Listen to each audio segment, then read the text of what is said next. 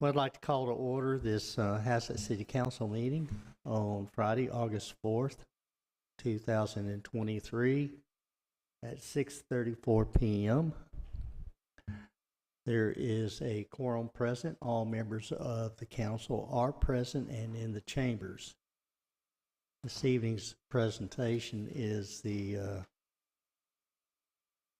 state of the city and presentation of budget. It's a budget overview of the 23-24 fiscal year budget. So I thank you for coming, and anyone online, thank you and welcome.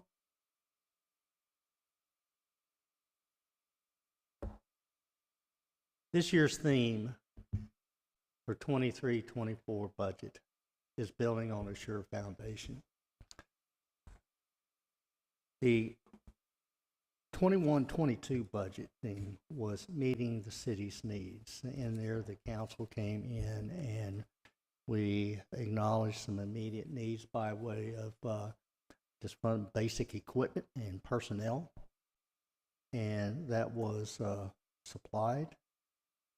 Fiscal year 22-23 budget theme was growth, responsibilities, and cost of ownership. And that was a very significant year. This year we're closing out and acknowledging the responsibilities that we have as a city and providing the infrastructure needed for new growth. And that infrastructure is in by way of water, sewer, thoroughfares, public work facilities for the personnel that we do have. And thank you, council, you provided that. All of that laid a foundation to go forward. And that's wherein I say that this year and going forward is building on a sure foundation. Our growth continues. It was very interesting that last year, in developing a program to project out a number of years, our anticipated needs, is in the modeling of construction of new residential, primarily well, it was purely residential. When the inflationary talks began and possible recession talks began, I saw that I have got to be able to account for a downturn in residential construction. And we did modify that program to be able to incorporate a turn down, any turn down that we foresaw, and also push that construction out in years to come. I took that and my muddy crystal ball said, let's model a 55% turn down in construction. And I did. And that's what last year's budget was. With regard to home construction generates sales tax on construction materials. It generates impact fees and some ancillary fees, permits, etc. The interesting thing was, as we do track those, and I was astonished, each subdivision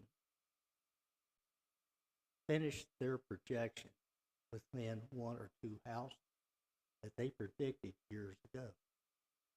They have this down to a science. It was amazing. I was speaking to a developer, visiting with them day before yesterday, and I recanted that story, and he goes, well, you know what?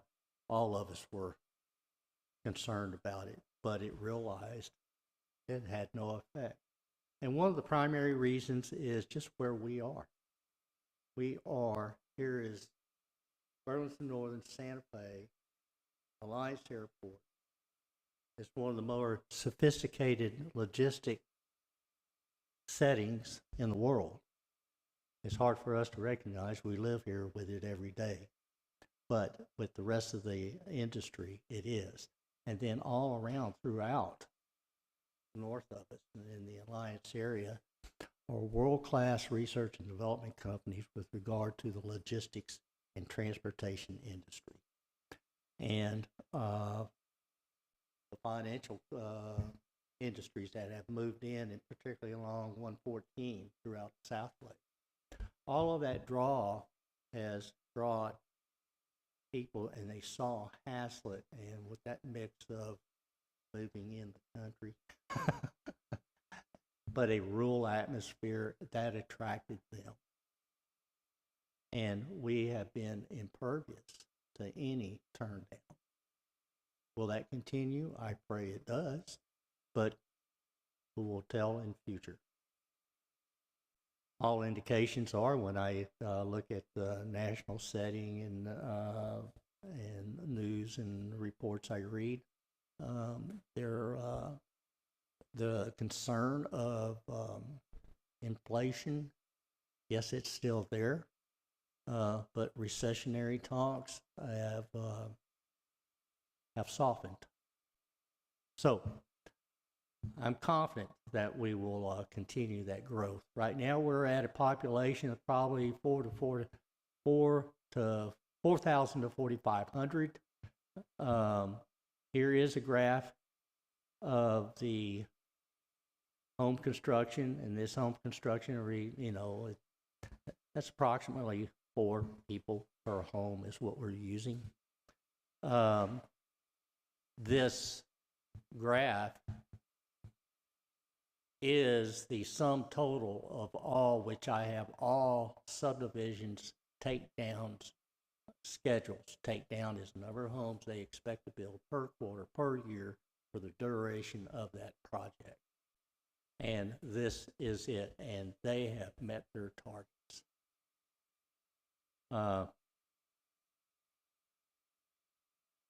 We are closing out on fiscal year 23-24, right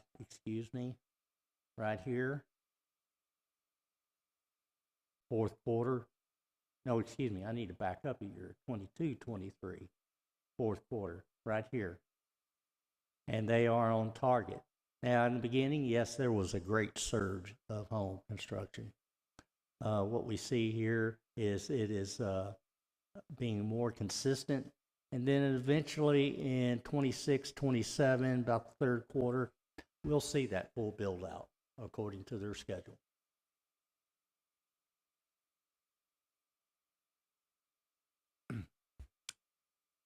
So I am very optimistic about Haslett, Texas, and its future and its financial well-being. Just an overview of this proposed budget. Our fund balance is $9,812,019. That's the carry forward from the previous year fund balance.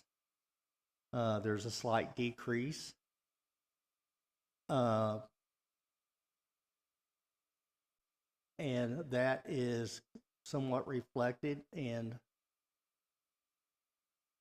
right here, because that's a contributing factor in the terms of sales tax and other ancillary fees. Our operating revenues is the forecast of anticipated revenue, and we do take a conservative approach to that. And the primary contributors are revenue of property tax and sales tax. This is underpinned by Haslett's strong housing market and consumer online purchasing. We do see that picking up.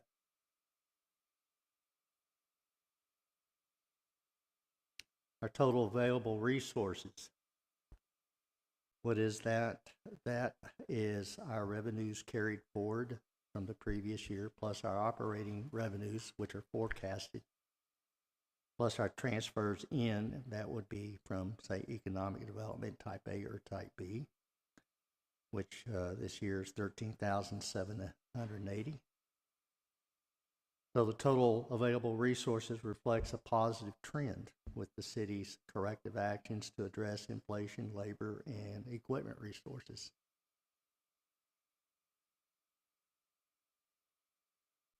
Our operating expenditures this year estimated at $7,499, call it $7,500,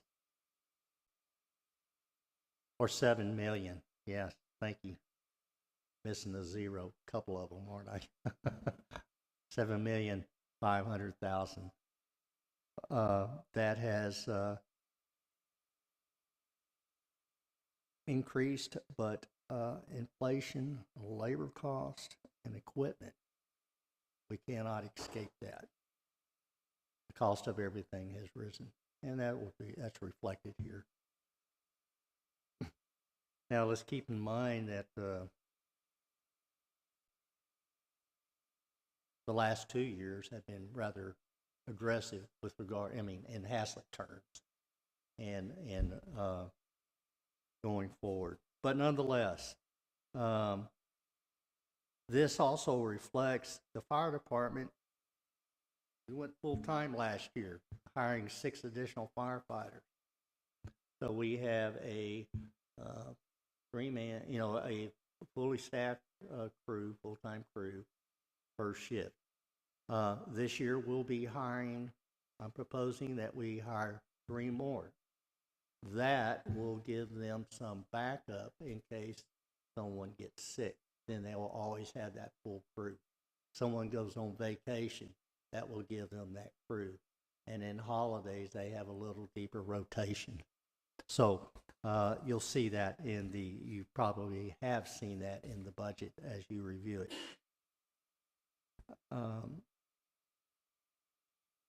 Haslett Public Works, particularly streets and parks, continue to be a challenge to attract and retain, and the retainage of employees, which is true for everybody, for all cities.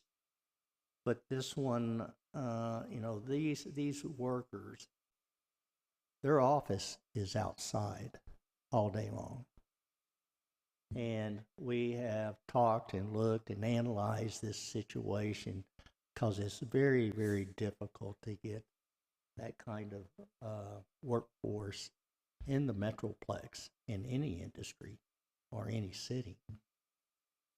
And here in the Metroplex, we looked at it, and it dawned on me that when our country was really all primarily agricultural based, and then there was that beginning move to cities, that the demand for a city right then was the I'll say the administrative skilled or educated workers, engineers, bankers, lawyers, accountants, all of that type.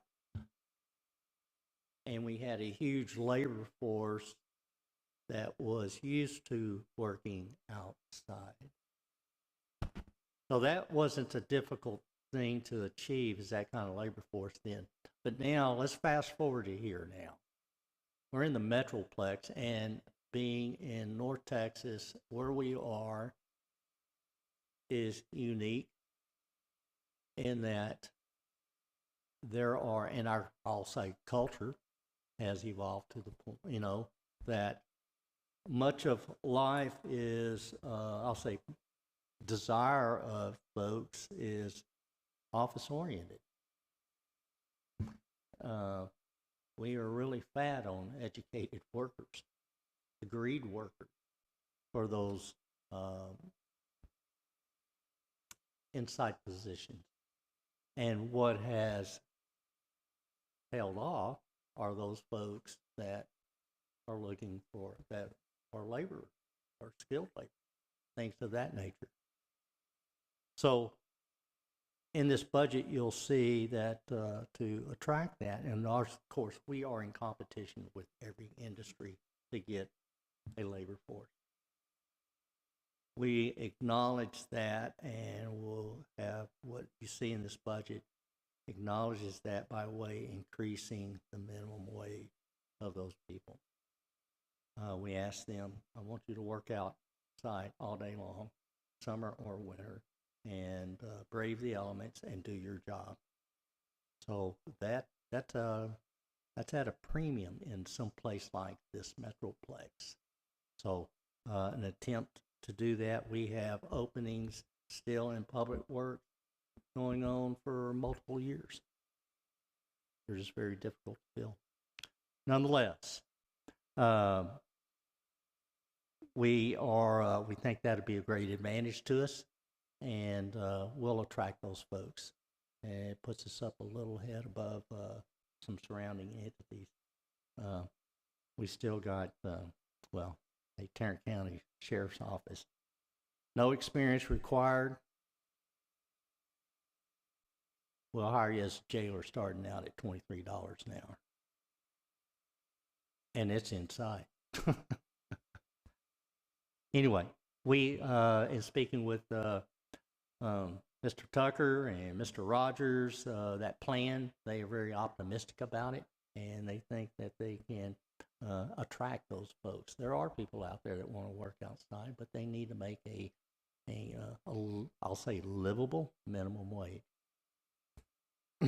Total operating transfers out, that has decreased significantly. It's decreased by almost 73%. We are at $7,200 or $23.16. That being the last 2 years were rather aggressive. We don't have that need this year. So that is good. This year will be very much execution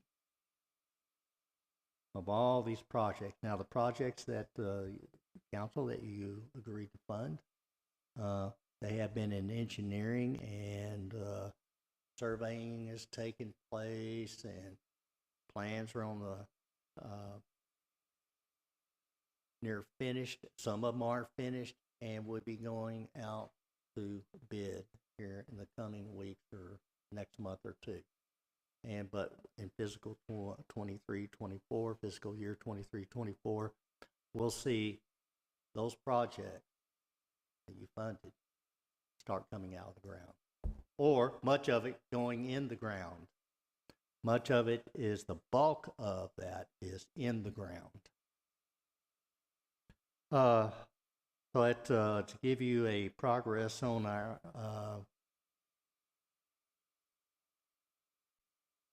infrastructure, 23-24 proposed budget realizes a relief in funding for infrastructure and services due to our actions last year. 21-22 and 22-23 made significant strides. As you recall, this budget year that we're closing out, you approved on our suggestion, $17.1 million certificate of obligation to fund that major water and sewer projects, street projects, fire department expansion, public works and building services vehicles. That was significant, very significant. Not only that we are providing for our citizenry, but I will tell you what it did for our morale. You just really can't measure. It was a great, thank you.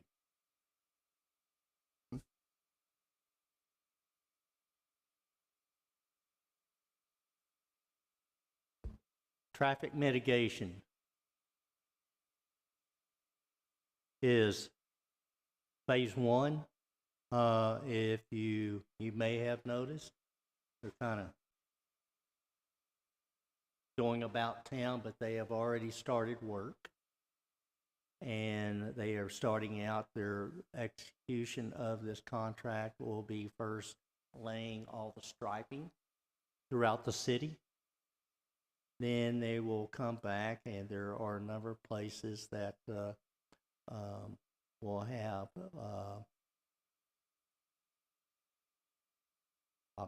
speed bumps. Those will be placed, and then followed by all the signage. This also encompassed addressing the elementary school. In that, we started out with traffic mitigation, seeing that it was a developer's responsibility, and that just wasn't moving nowhere in the course of a year and trying to communicate. That was too important of a matter just to, we'll try to get them to do it. We took it upon ourselves, to go ahead and have that executed. So, and I will tell you that the residents throughout the city of Haslett are just very grateful. I mean, your most prized love in life are your children, and our drivers are a little aggressive around here, but hopefully this traffic mitigation will bring attention to the fact there are people that live here, and there are pedestrians. Slow down. Very good. Traffic mitigation phase 2, that is focused on FM 156. The first step in that exercise, which was in our 22-23 budget, was to do a traffic study. That has been completed, and their final report has been submitted, and that's in review. Of course, when we, staff, engineering and I, finish that review and they make any corrections that need to be made, we'll bring it to the city council for your presentation. But our next step beyond that will be submitting that to TxDOT. Now, this study and the subsequent report was all performed in accordance with the Transportation Code and TxDOT standards. And the results are surprising. It will achieve what we wanted to achieve. Mayor, how does the milestone traffic impact analysis go together with the one that Haslett? Do they That's both? an independent project. So it's not, it doesn't No. go towards 156 as well? No. But they did do it on 156, correct?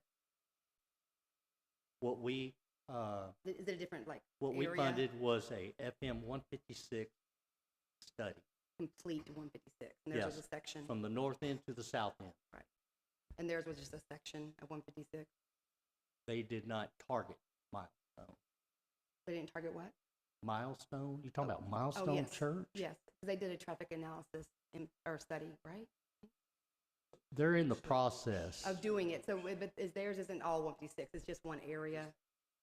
I didn't know. Milestone has nothing to do with this. Well, I was just asking about the traffic impact analysis that they were doing. There are multiple. Every project that goes in out here has to do a traffic impact analysis. Right. So that data doesn't go into what we present. No. That was my question. If you notice, what might have been 3 months ago, all the tubes that were laying out on FM that was the one we 156, did. that was our study. Okay. I just didn't know if they went together to help the cause. No. No, they don't. Okay. No. Very astute, though, but no.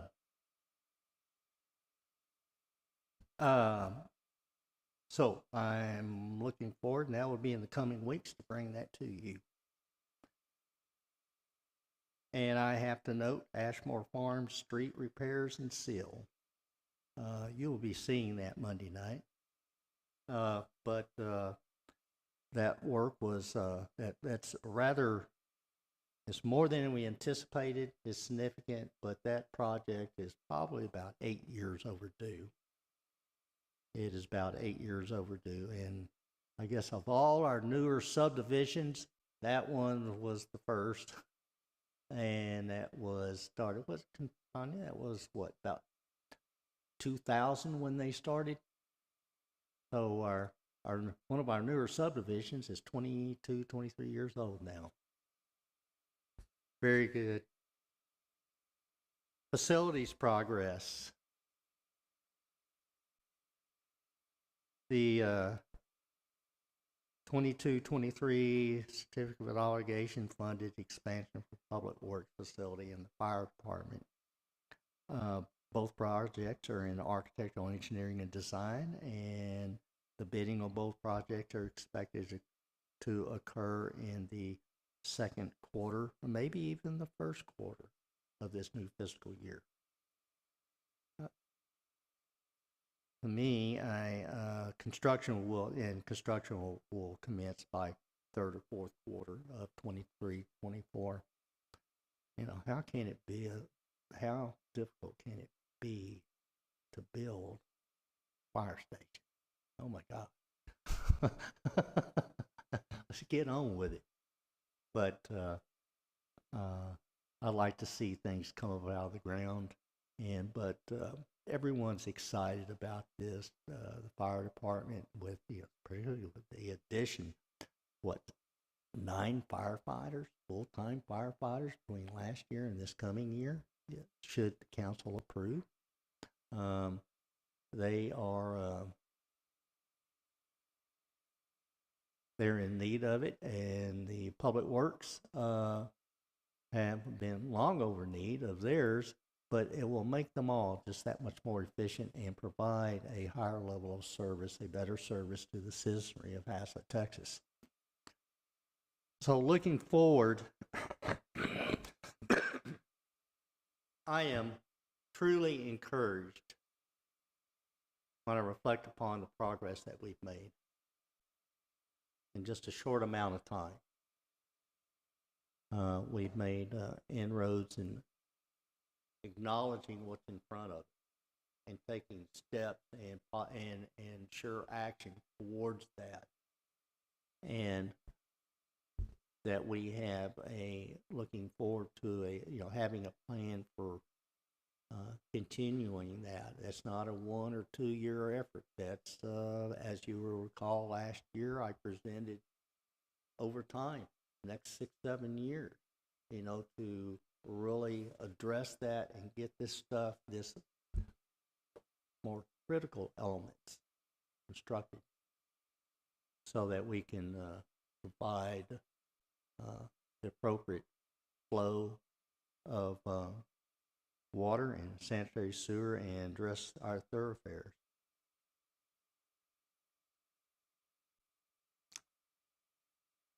I do want to say that, and if you've read my letter that I submitted with the budget, I do intend to submit, with council approval, a bond for a bond election in May for the construction of Blue Mound Road, the entire length of it.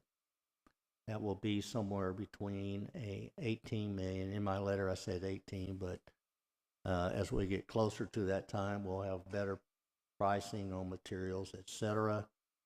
And the final design, all that's not settled. There's been good inroads. It's been worked on off and on for over the last year and a half. But that bond would be somewhere in the neighborhood of $18 to $20 million, and that takes it from Harmon Road all the way to our western city limits, which is at John Day Road. And they're in citizenry can say, we want it now, or no, I don't think we want it now, but it'll be up to the voters.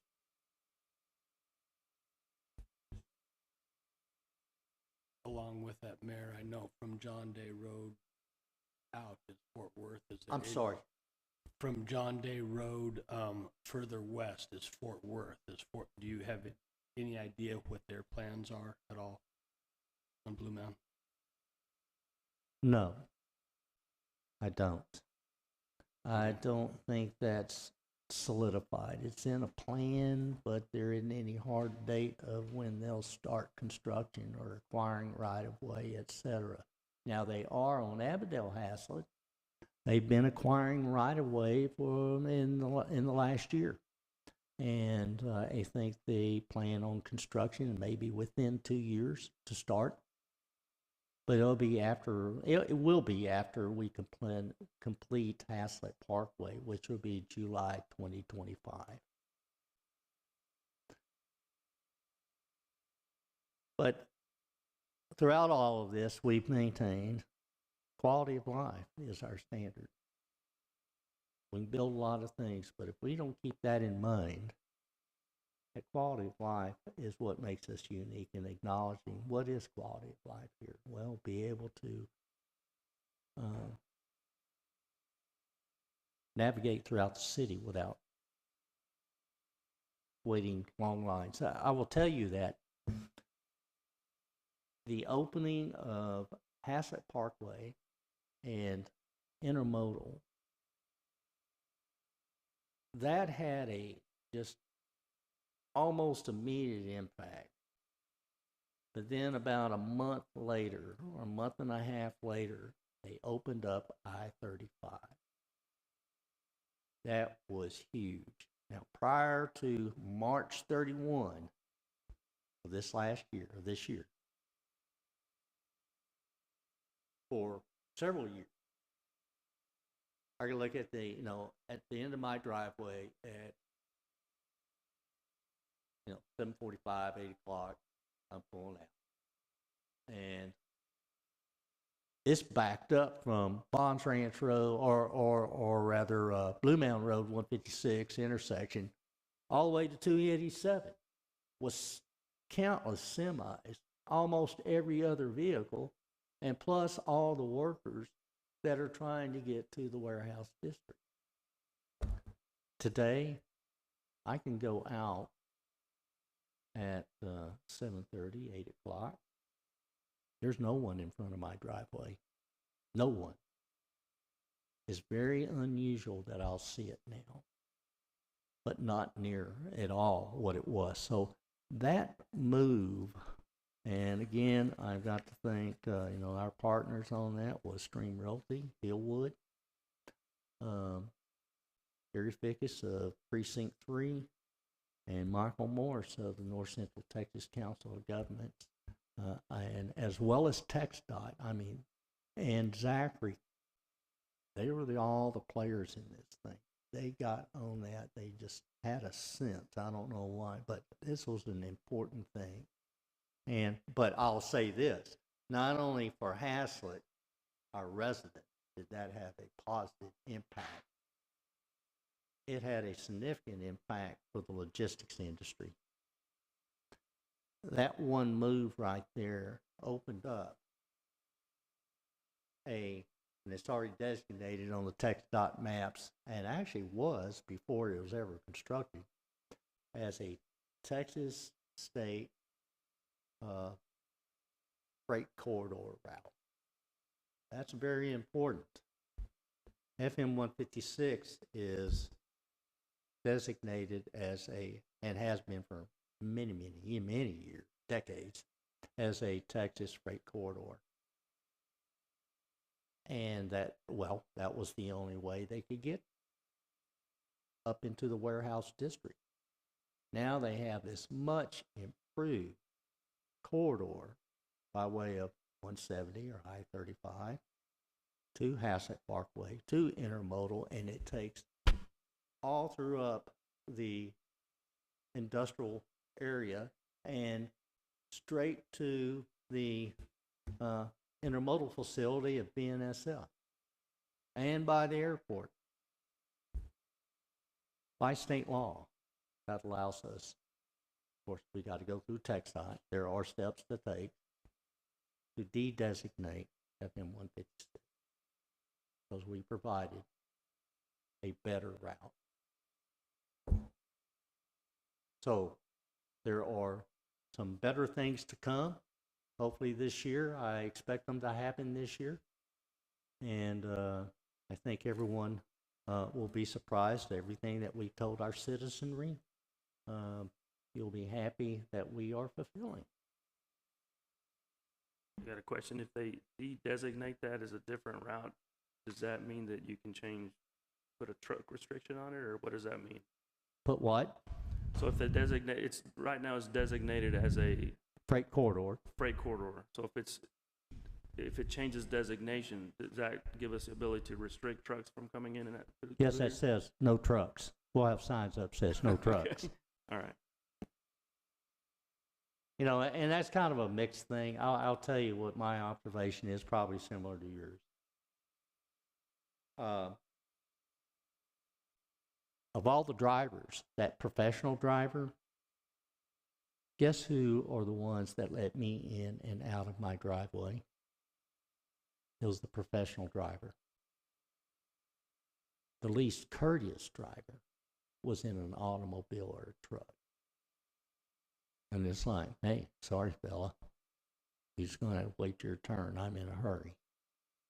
And most of those I'm most sure were not Hazlet residents. They were workers, and they were probably late every day. So, nonetheless, I'm just encouraged by all of it. I get a forelook at things that you don't, but when they're at a point that they're not real soft and things can change a whole lot, we'll bring those to you, and you'll get the first briefings. I do want to acknowledge, and please bear with me, and it's by virtue, I want to mention their names, the folks that run our city, that execute all those things that we want to do. And I want to start out with our city departments, our library. These are all directors.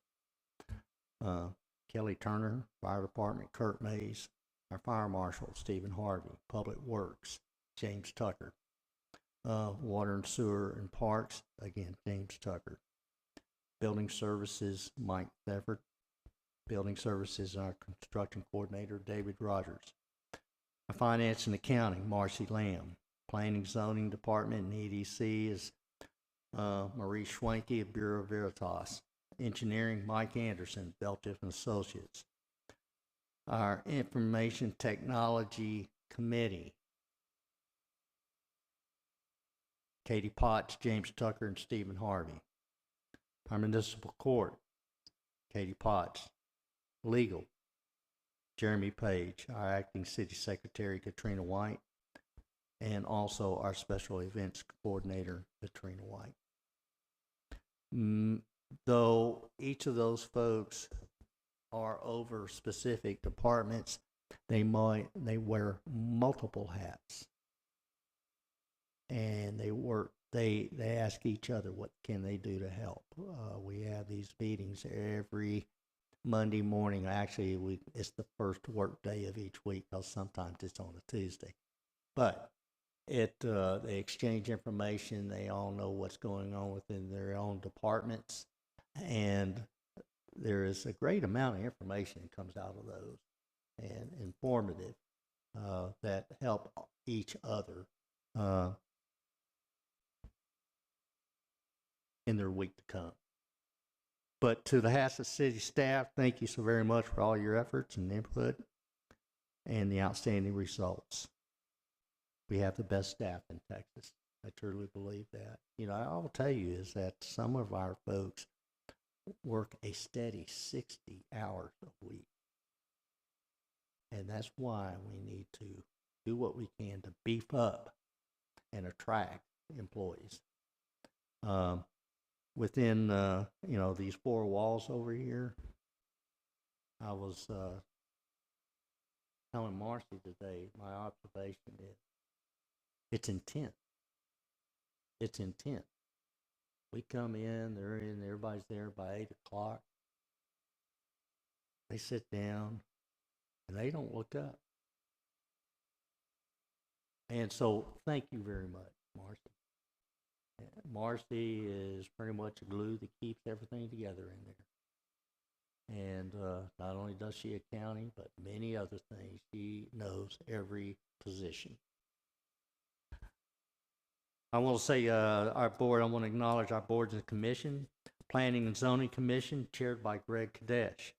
Capital Improvements Committee, chaired by, again, Greg Kadesh. Parks and Recreation Board, chaired by Sarah Nimbu. And our library boards, chaired by Candy Litica. To the Hassett Board and Commissions, thank you for your continued guidance and service to our city. You perform such an important role. You are our gatekeepers and our visionaries. Haslett Economic Development Corporations. Economic Development Corporation Type A, chaired by Stuart Shirey. And our Haslett Economic Development Corporation Type B is chaired by Kitty Wirtz. I say thank you to both of you, both EDC A and B. EDC A and B, you faithfully provided those additional funds to enhance Haslett's community facilities and economic well-being. We have to applaud those folks. And I have to acknowledge the City of Haslett governing body. Place 1, Councilmember Doug Hort. Place 2, Councilmember Kerry Ricketts. Place 3, Councilmember Marilyn Broyles and Mayor Pro Tem. Place 4, Councilmember Hector Nahira. Place 5, Councilmember Tanya Morrow.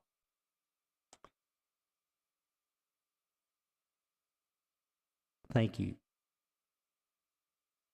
You represent the people and bring their concerns and their needs to the table. And you do that very well. You review and assess our request. You are our legislative body and approvers of all our business. Thank you for your dedication and good work. To the citizens of Haslett, thank you so very much. You, the citizens of Haslett, Texas, make all this possible. You are our community. You volunteer to serve on city boards and commissions. You serve local organizations. You serve and help each other. It is you who provide your governing body direction. Thank you for your trust in us, your elected officials, to be those good stewards of your tax monies and the care for your city. And ladies and gentlemen, that concludes my comments.